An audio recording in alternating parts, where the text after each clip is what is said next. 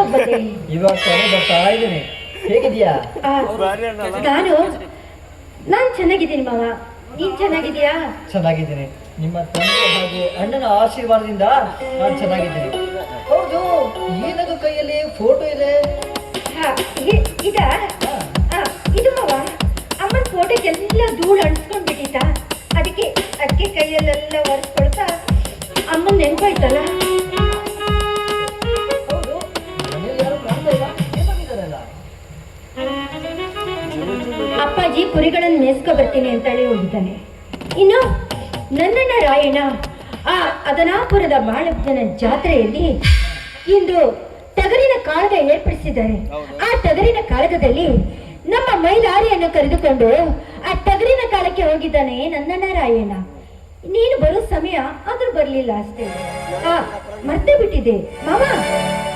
ಸರಿ, ನಿನ್ಗೆ ಎಷ್ಟು ದಿನ ರಜೆ ಕೊಟ್ಟಿದ್ದಾರೆ?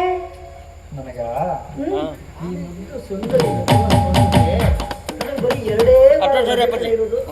2 ವಾರನ? ಸರಿ.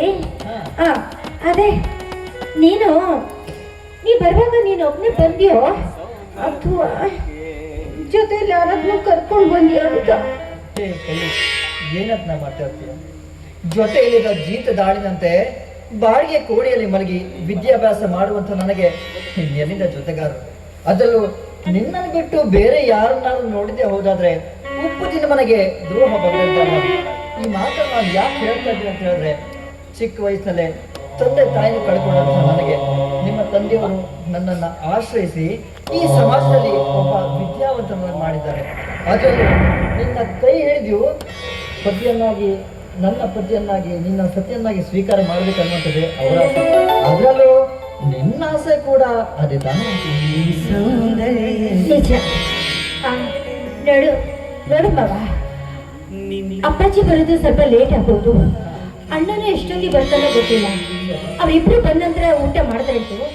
ನಾನು ಬೇಗ ಹೋಗಿ ಅಡಿಗೆ ತುಂಬಾ ದಿವಸ ನಂತರ ಬಂದಿದ್ದೀನಿ. ಊಟ ಅಲ್ಲ, ಆಮೇಲೆ ಮೊದಲು ಟಿಫಿನ್ ಮಾಡೋಣ. ಅದಲ್ಲ ಕಣೆ, ತುಂಬಾ ದಿವಸ ನಂತರ ಸಿಕ್ಕಿದ್ಯಲ್ಲ, ಅದಕ್ಕೆ ನಾವಿದ್ರು ಆ ಕನಸಿನ ಲೋಕಕ್ಕೆ ಹೋಗಿ ಪ್ರೇಮ ಪಕ್ಷಿಗಳಾಗಿ ಹಾರಾಡಿ ಹಾಡಿ ಕೊಂಡಾಡಿ ಬರೋಣ.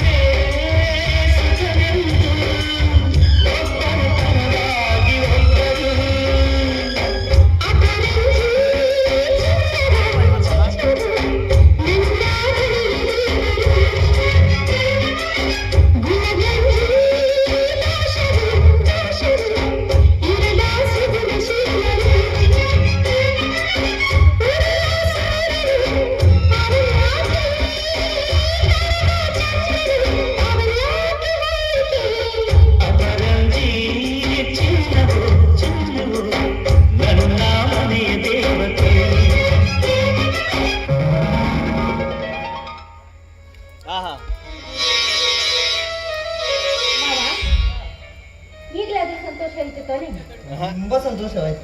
ಹಾಗಾದ್ರೆ ಹಾ ನೀನ್ ಇಲ್ಲೇ ಕುಳಿತುಕೊಂಡಿರು, ಸರಿ. ನಾನು ಬೇಗ ಅಡಿಗೆ ರೆಡಿ ಮಾಡ್ತೀನಿ. ಪಾಯಸನು ಮಾಡು.